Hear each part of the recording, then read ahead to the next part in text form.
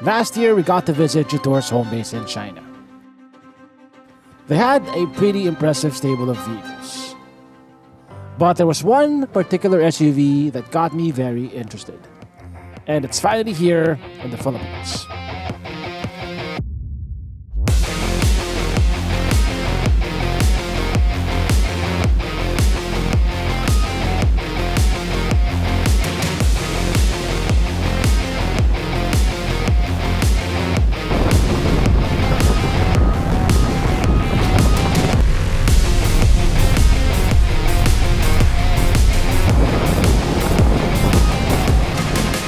This is the Jetour T2. It looks like a proper war machine. Is it worth the wait? And is it worth your money? Let's find out.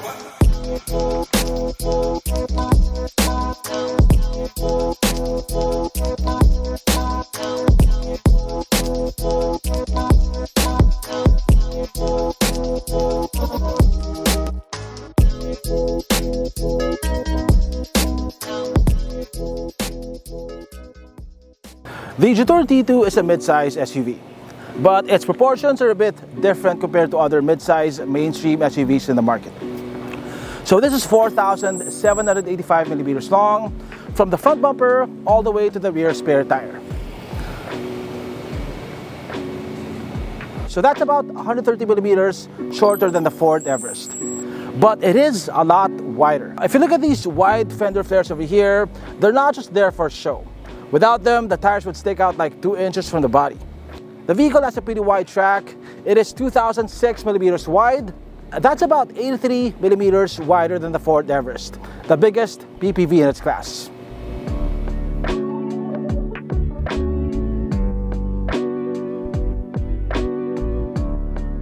The ground clearance is 220 millimeters, which is par for the course in this class, and it is 1,880 millimeters tall.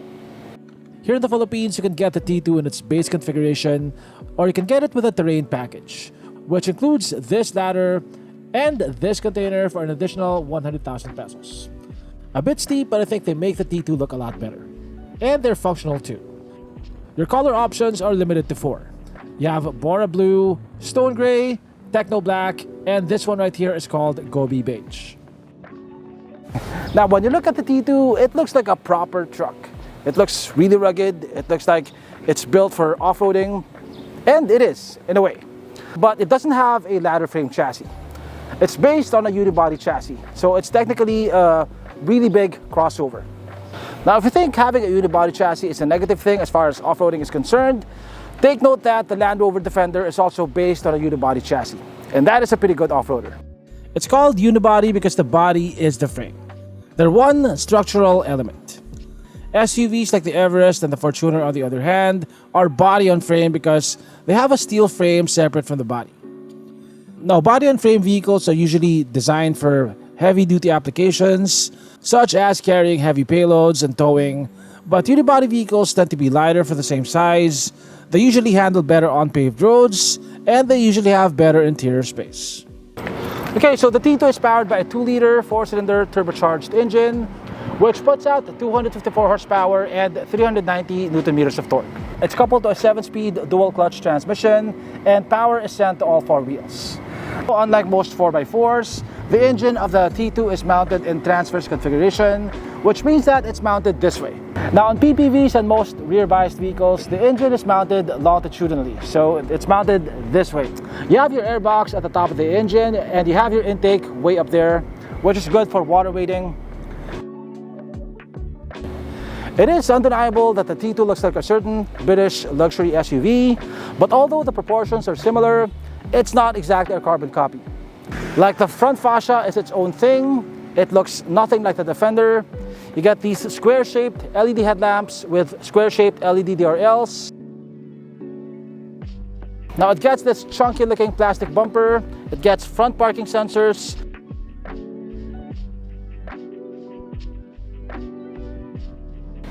now this over here is part grille and part advertising space. So you have the word Jetour spelled out in big bold letters, and in case that's not visible enough, it also lights up at night.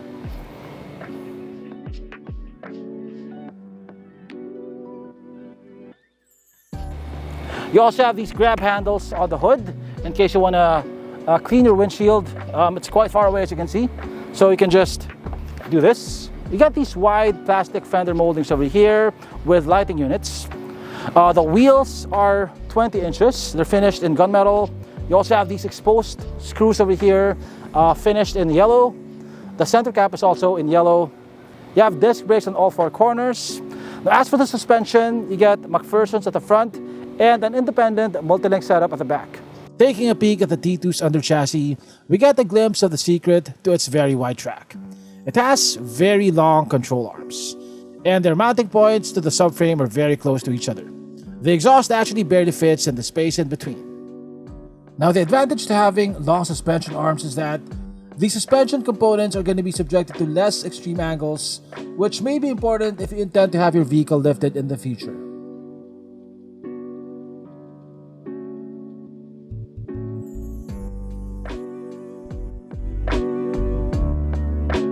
Now, looking at the T2 from this angle, you can better appreciate the width of the vehicle.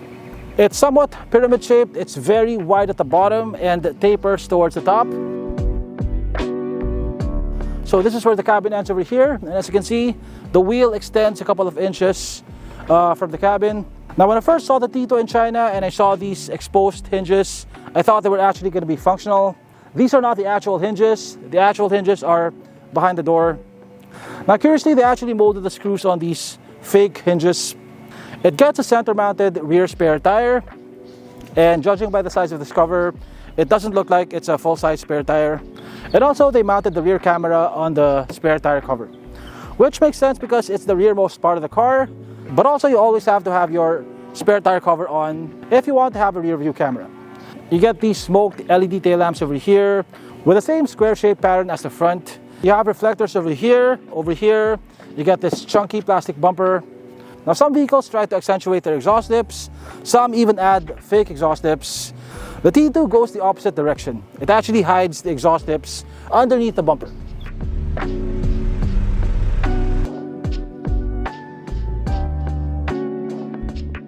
It has dual exhaust tips somewhere underneath the bumper. Now, the door of the T2 opens sideways, so just press this button over here. And then you have to manually open it like so. Now, you have quite a few things going on the rear door of the T2. You have two retractable cup holders, one over here and one over here. You also get two retractable hooks for hanging stuff like your groceries. You have your early warning device over here, and you even get a bottle opener. Now, it seems like Jetour has thought of almost everything. Now, if you want to lock the door in the open position, you can do this. And now I can't close the door. To close it again, just twist it the other way. And this has soft closing doors, as you can see. Cargo space is pretty good.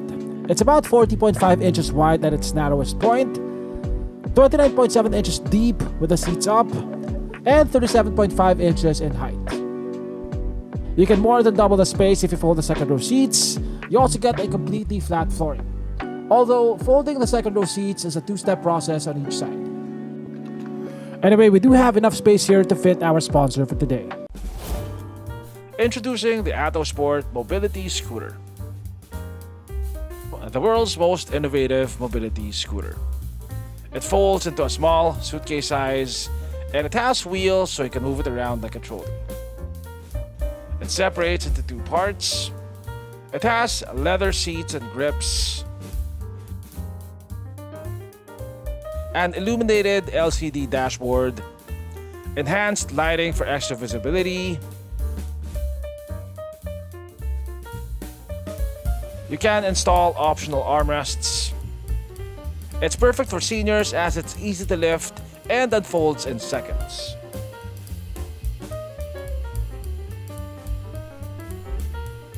It has a maximum speed of 10 kph, shock-absorbing flat-free tires,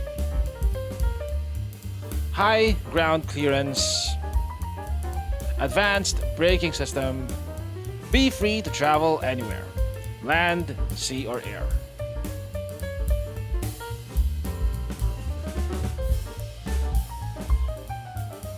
It has 20 kilometers of continuous driving range. Engineered with flair, designed with passion for performance. Be active, be free, be yourself. Atto Sport, moving life.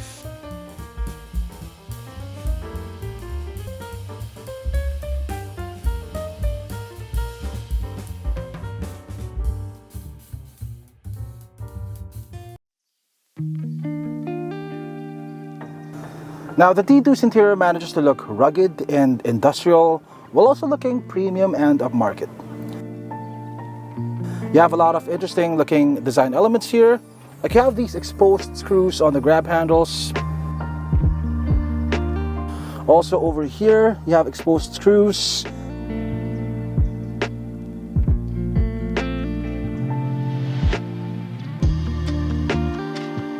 You have a lot of metallic looking accents over here. You have this brushed aluminum finish on the center console. You have this metallic looking accent with the image of what looks like a mountain range. Now, when Jetour invited us to China last year, we went to the Huangshan Mountains, which I believe is one of the headquarters of Jetour. I'm guessing this represents the Huangshan Mountains. You have these huge mechanical looking air vents over here. The dashboard looks massive and chunky. You have these chunky looking grab handles over here and also over here. Yeah, it looks like a truck's interior, but you also get a lot of premium materials here. Like the top of the dashboard is covered in soft touch material. You got red stitching all over the interior. This is soft touch right here. This is leather wrapped. You got this velour-like insert on the door sidings. The grab handles are soft touch as well. They have this rubbery part over here. The center armrest is covered in what looks like leather, but it has this velour-like texture to it. I'm not sure what it's called. The seats are covered in leather. They're both power adjustable. They're both heated and cooled. The driver's seat has adjustable lumbar support. You also got these butterfly headrests over here, which are nice because they keep your head from swaying side to side when you're asleep. And also they're very, very soft. The steering wheel is leather wrapped. It tilts, it telescopes. You get paddle shifters over here. And you also have these buttons over here which serve multiple functions.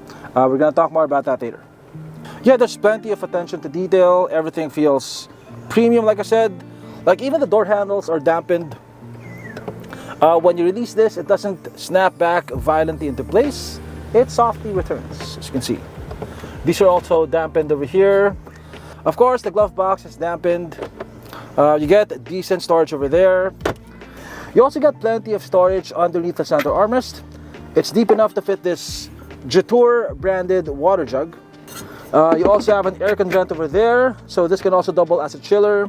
You have two cup holders over here. You have two wireless phone chargers.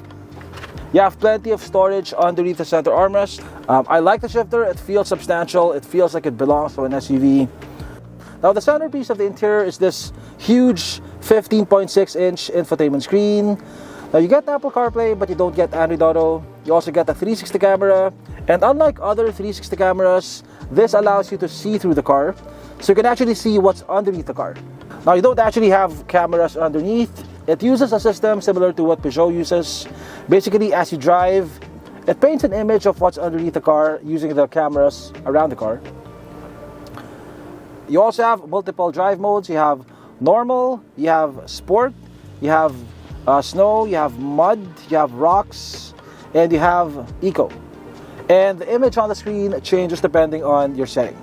Now, I just have one minor complaint. The vehicle tends to be very reliant on the infotainment screen for its controls. Like, you don't get any physical controls for adjusting your climate control. Everything is on the screen. By the way, this has dual zone climate control. Your temperature and fan speed settings are on the screen. Also, your seat heating and seat ventilation settings are on the screen. Now, thankfully, the controls are always at the bottom of your screen. So whichever menu you're in, you can always see the controls. Also, you won't find any physical side mirror controls. To adjust the side mirrors, you'll have to press this button over here. And then you use these directional controls on the steering wheel to adjust the side mirror.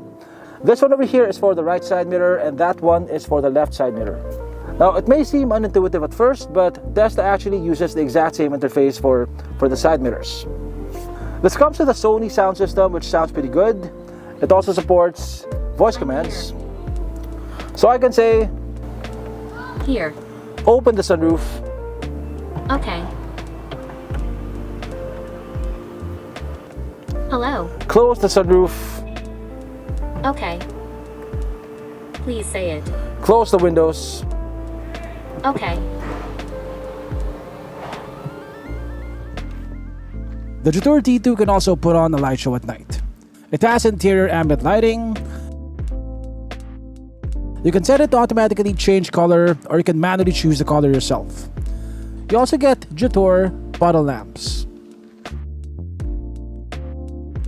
Here at the back, space is quite adequate. I have quite a lot of knee room over here. Headroom is also quite good. Now the flooring is completely flat, which is surprising because it's an all-wheel drive vehicle. Now you get a foldable armrest over here with 2 retractable cup holders. It's also leather wrapped and nicely padded. You have 2 air vents over there, 1 USB-A port, 1 USB-C port, a bit of storage over there. Now the materials here are a bit different compared to the front. Like this over here is made of hard plastic, but the rest of the door siding, like this over here is still covered in this velour-like material, and this is also leather wrapped over here. And you got plenty of grab handles here, like this one over here, although this one is just made of plastic, unlike the ones at the front. And the car gets a panoramic sunroof, which extends all the way to the top of my head.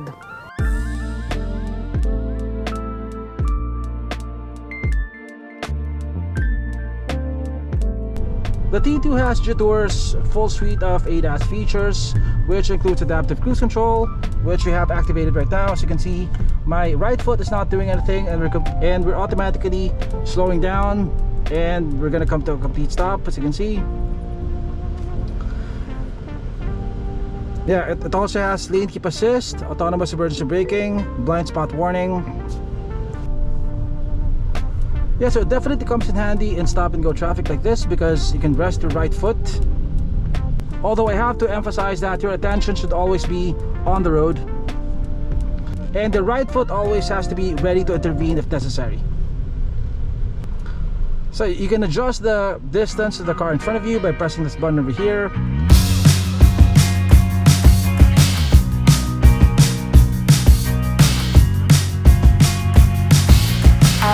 Contemplating all my time. My thoughts make me tired, just running through my mind.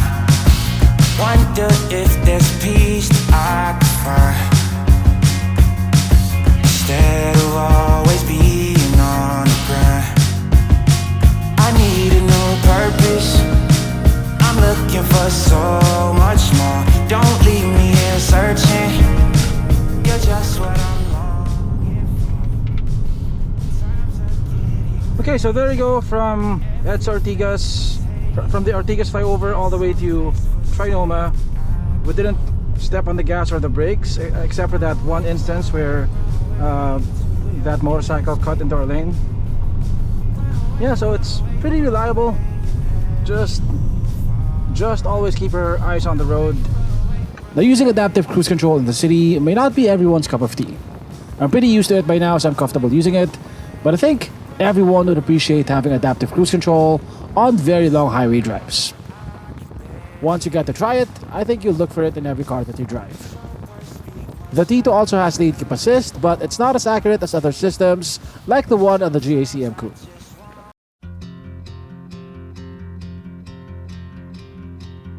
Now, having a unibody chassis, the center of gravity of the Jetour T2 is a lot lower compared to PPVs, and you'll feel that when you're on twisty roads like this. It doesn't roll as much. It feels a lot more stable.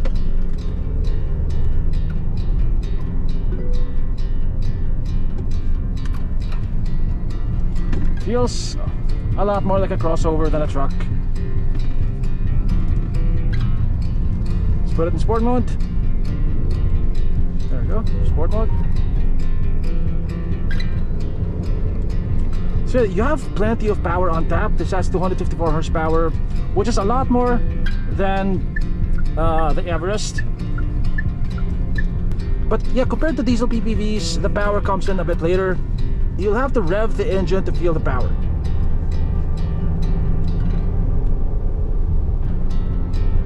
You also got paddle shifters, which would definitely come in handy when you're on mountain roads like this, especially when you're going downhill.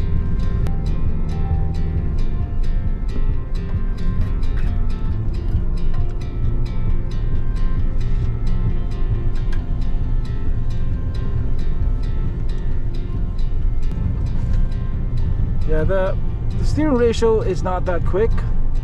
I have to put a lot of input to make the car turn.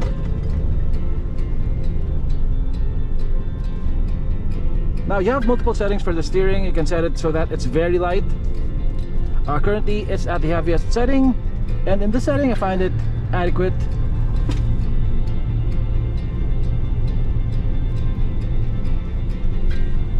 Of course, it's not going to give you as much feedback as a hydraulic system, but for an EPS system, it's not so bad.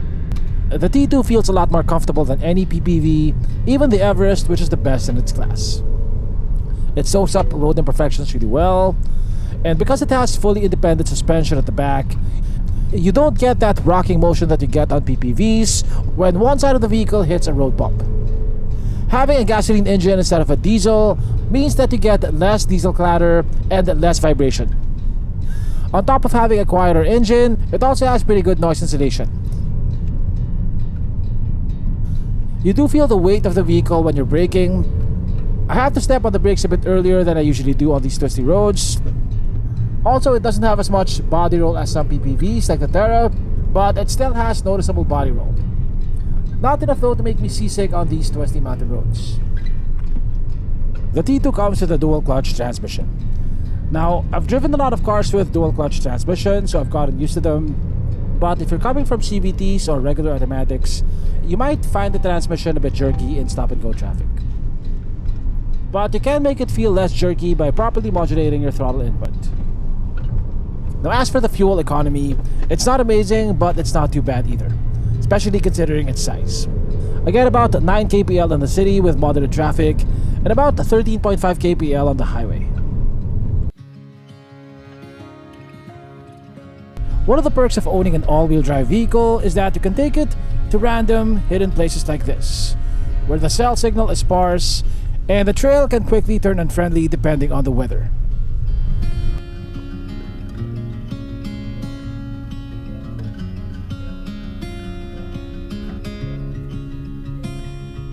On a good day, you can probably pass through here with a regular front-wheel drive crossover.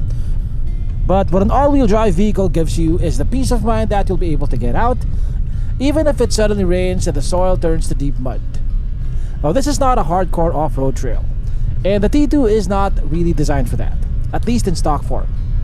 You can do overlanding, you can do high-speed Baja driving, but don't expect to do Ranger Raptor stunts like this.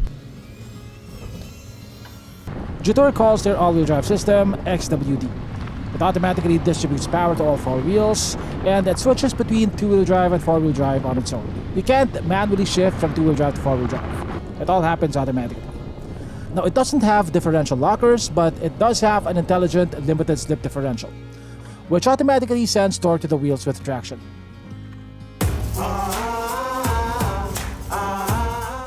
The Jetour T2 sells for 2,498,000 pesos. Add 100,000 if you want this terrain package. Now, it sells for a bit less than top-of-the-line PPVs like the Everest Titanium 4x4. You can seat 2 less people in the T2, and it's a bit less fuel efficient than the Everest, but the T2 rides better, and subjectively, I think it looks better. A couple of months ago, Jetour organized a drive with members of the local media. I was in one of the T2s with other faces that you may know. And in the vehicle, we had a discussion on what we'd buy if we had 2.5 million pesos to spend on a family car. Now, if I had 2.5 million pesos to spend on a new car, I'd probably get a BRZ or an MX-5. But if I had to get something that's practical and can go through floods, the Everest would be one of those choices. The Ranger Raptor is not as practical and not as family friendly, but I want it, so it would be on the list. We in the car had a consensus on one thing. The T2 would be one of our top options. It has a lot of objective things going for it, which I have talked about in this review, but it also has a unique look. It doesn't look common and it demands attention. It looks like a premium war machine. Now, it is subjective, but very important to me is the character of the car. And that's something that the T2 has in droves.